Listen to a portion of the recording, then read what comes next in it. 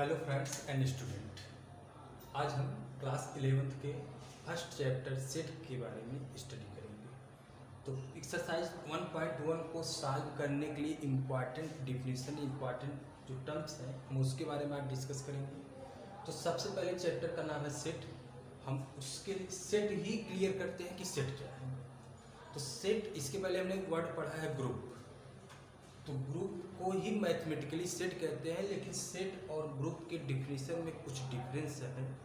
Set आपका जो होता है collection of well defined objects is called set. किसी भी ऑब्जेक्ट को हम कलेक्ट करें लेकिन उसके लिए वेल डिफाइंड डिफिनीशन हो, मतलब उसको हम डिफाइन कर सके, यूनिक डिफिनीशन दे सके। ऐसी डिफिनीशन जिसके अकॉर्डिंग अगर पर्सन चेंज होने पर ऑब्जेक्ट्स आपका सेट चेंज ना हो, तो ऐसे डिफिनीशन को वेल डिफाइंड डिफिनीशन कहा जाता है। और उस कंडीशन में वह स्टेटमेंट आपका सेट रिप्रेजेंट करेगा। सपोज करिए हमने कहा दिया कि collection of good student in our class, हमारे क्लास के अच्छे बच्चे।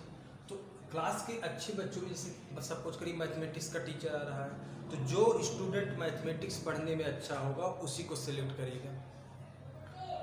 साइंस का टीचर आएगा, जो स्टूडेंट साइंस पढ़ने में अच्छा होगा साइंस के स्टूडेंट को, उन टीचर स्टूडेंट्स को सेलेक्ट करेगा। तो यहाँ जो good student in our class है, यह स्टेटमेंट आपका वेल डिफाइंड नहीं है, क्योंकि इसके अकॉर्डिंग हो सकता है जो बच्चे मैथ में अच्छे हों वह आपके साइंस में अच्छे ना हों, या जो मैथ में अच्छे हों हिंदी में अच्छे ना हों।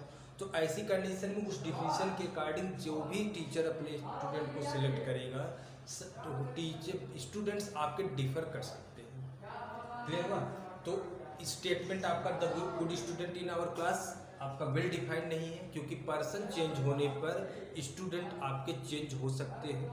तो हमको एक ऐसी डिफिनीशन देना है जो वेल डिफाइंड हो, मीन्स पर्सन के चेंज होने पर ऑब्जेक्ट्स आपका चेंज ना हो, जो भी ऑब्जेक्ट सिलेक्ट किया जा रहा है। सपोज करिए हमने कहा दिया first 5 natural number.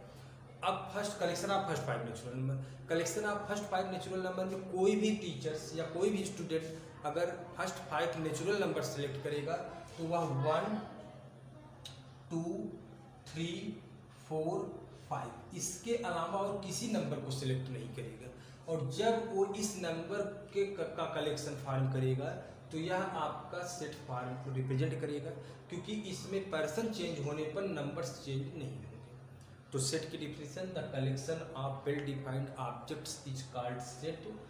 Well defined का मतलब हमने आपको बताया कि पर्सन चेंज होने पर ऑब्जेक्ट्स या जो भी जिस आप एलिमेंट्स का आप ग्रुप फॉर्म कर रहे हैं वो एलिमेंट्स आपका चेंज नहीं होने चाहिए। क्लियर हुआ? तो फर्स्ट टॉपिक आपका चैप्टर्स का नेम है सेट।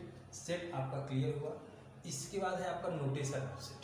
सेट को हम डिनोट कैसे करेंगे, नोटेशन उसका कैसे बनाएंगे। सपोज करिए हमने कहा कि collection of natural numbers, first 5 natural numbers.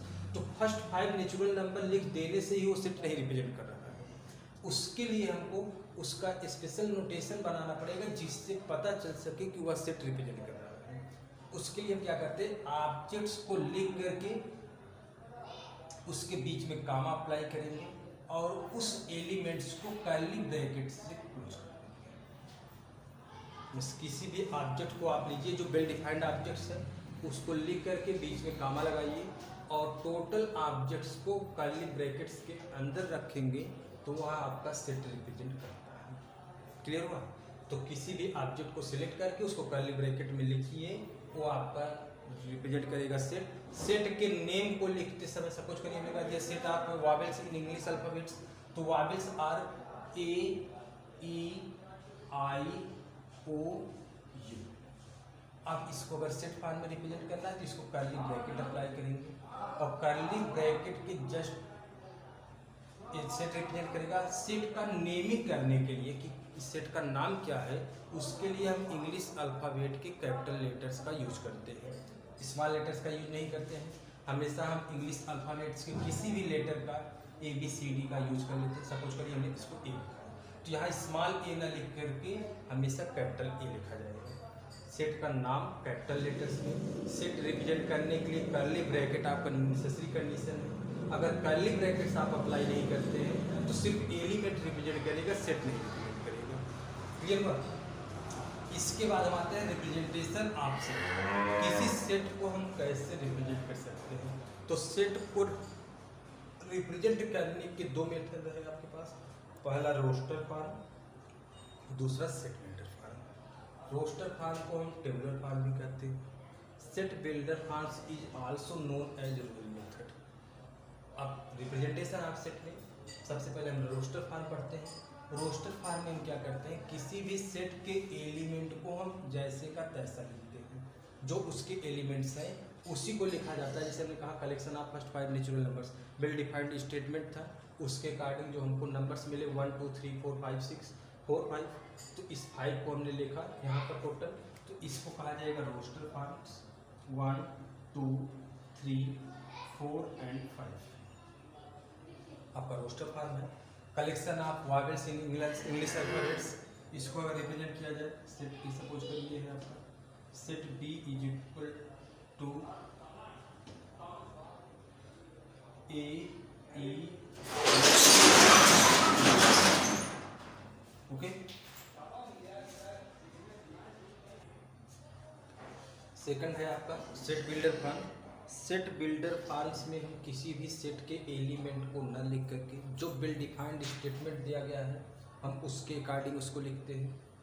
Set builder forms is also known as rule method, means इसमें एलिमेंट्स को ना लिख करके उस रूल को लिखते हैं जिसके अकॉर्डिंग एलिमेंट्स आपके सिलेक्ट किए जा रहे हैं। सपोज करिए हमने यही एग्जाम्पल लिखा, अगर इसी को हमको सेट बिल्डर फॉर्म में लिखना हो तो हम लिखेंगे set A is equal to x such that x. ये आपका सच दैट का साइन है, कहीं कहीं इसको हम ऐसे भी रिप्रेजेंट करते हैं यक्स सच दैट यक्स, ऐसे भी लिख दिया जाता है इसको।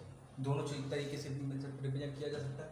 अब x such that x means x इस प्रकार से है, वही रूल आपको बताना है कि यक्स किस प्रकार से मीन्स एलिमेंट किस प्रकार से सेलेक्ट किए गए। जैसे यहाँ पर हमारे पास जो एलिमेंट्स हैं फर्स्ट 5 नेचुरल नंबर्स हैं, तो हम लिखेंगे x belongs to, x is a natural number,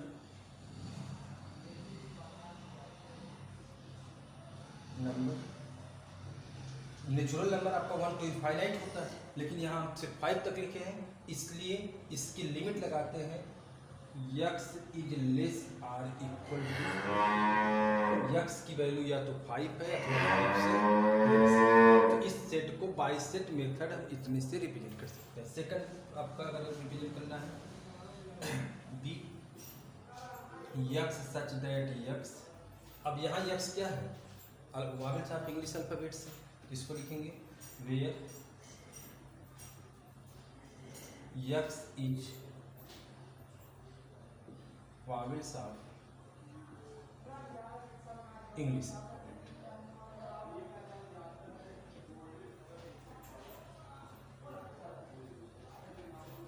clear? तो सेट, किसी सेट को दो मेथड से रोस्टर फॉर्म और टेबुलर फॉर्म में रिप्रेजेंट करेंगे, जिसमें जो एलिमेंट्स है उसको वैसे का वैसा लिख देंगे। सेट बिल्डर फॉर्म में और रूल मेथड्स में हम रूल को लिखते हैं ना कि उसके एलिमेंट्स को लिखते हैं। क्लियर हुआ? अब सपोज करिए हमको कोई सेट गिवन है, तो इस जो भी सेट है आपकी, जो सेट फॉर्म हो रहा है उसमें जो ऑब्जेक्ट सिलेक्ट किए गए हैं उसको हम कहते हैं element. 1 is element, 2 3 4 5 is element of set. अगर कोई भी एलिमेंट किसी सेट में है तो उसको लिखेंगे 1 belongs to A, 1 set A का एलिमेंट है। अगर नहीं होता, सपोज करिए हमने कहा 6 is not a element of A, 6 इस सेट में नहीं है तो इसको लिखेंगे not element of A, 6 is not element of A.